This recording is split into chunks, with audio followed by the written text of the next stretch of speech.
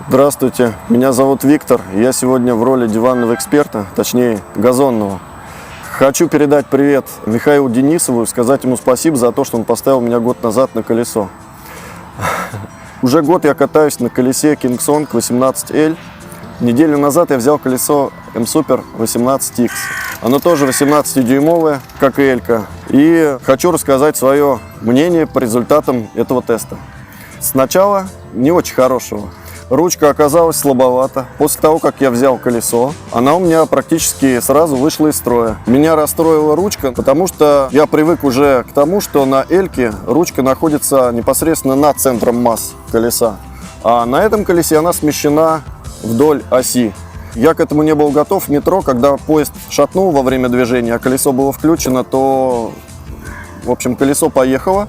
Мне пришлось его ловить, после этого оказалось, что она согнута. Ну и, собственно, дальше я ее сложил, и ручка оказалась сломана. Все, и так я продолжил тест уже без ручки. Хотя она, в общем-то, мне нужна довольно часто, и это была большая досада.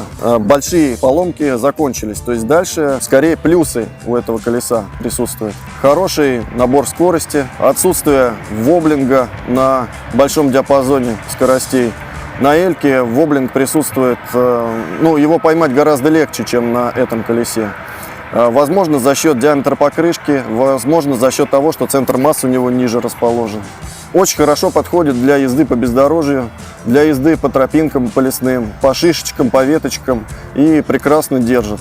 На нем не страшно быстро разгоняться, не страшно тормозить. Оно весьма устойчивое, такой внедорожник. Но вот из-за проблем с ручкой я считаю, что оно больше все-таки подходит для езды по свободным каким-то пространствам, а не по городской среде, где много транспорта, много бордюров, где приходится слезать в большом количестве людей, приходится вести колесо за ручку. Ну и плюс ко всему, у меня рост чуть выше среднего, поэтому даже если бы она не сломалась, она все равно мне низковата. Поэтому при всей хлипкости на Эльке ручка здорово работает. Следующий момент – это педали.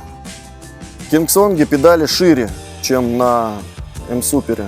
Кому-то, может быть, это нравится, но мне не очень, потому что у меня был эпизод, когда я задевал за бордюр. Если бы я задел ногой за бордюр, то я бы почувствовал, что он слишком близко, и отъехал бы в сторону.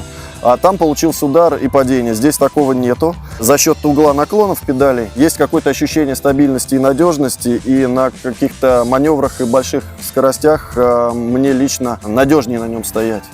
Они, мне кажется, чисто субъективно, может быть, на самом деле, я их не замерял, они длиннее.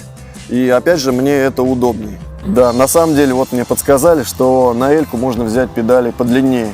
Открытое колесо с двух сторон полностью забрызгивает спину райдера грязью. Как, собственно, у меня и произошло. Хоть и не было дождей, но зато дороги регулярно поливают, и этого достаточно, чтобы полностью от пяток до макушек оказаться в грязи. В дождик будет совсем плохо. Для этого есть брызговики, но тогда теряется вот эта прелесть того, что мы можем упереть в резину. При упирании колесо упирается этим местом, а не этим. За счет этого сохраняется целостность корпуса. Такой лайфхак мне нужен в транспорте, когда большое количество народу едет, и я тогда упираю колесо в стенку и выключаю его иногда, и это позволяет сохранить корпус в целостности. Что еще не очень хорошо в этом колесе, вот вспомнил, забыл, ушло это из виду, это освещение. Вот здесь пучок цвета более сфокусированный, поэтому в темное время суток это не очень комфортно, позволяет двигаться, в частности, по лесным тропинкам. На Эльке это без проблем происходит, и можно весьма комфортно двигаться даже в полной темноте по лесу. Кстати, есть еще один нюанс с педалями Supix. Когда едешь по колдобинам в лесу, эти педальки, они заклинивают ноги, и получается более качественный контроль колеса на достаточно высоких скоростях. А на Эльке у меня так не получалось, меня выбрасывало всегда из седла, можно так сказать, с педалей. И поэтому без дополнительных каких-то опций там уже не обойтись. А Supix позволяет это сделать в базовой комплектации.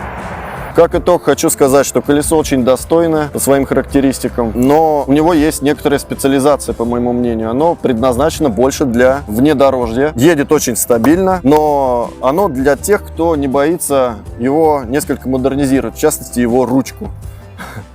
Тогда оно будет уже более комфортно для езды в городе. Всем пока. Большое спасибо магазину Экодрифт за такую великолепную акцию. Хотелось бы, чтобы они были почаще.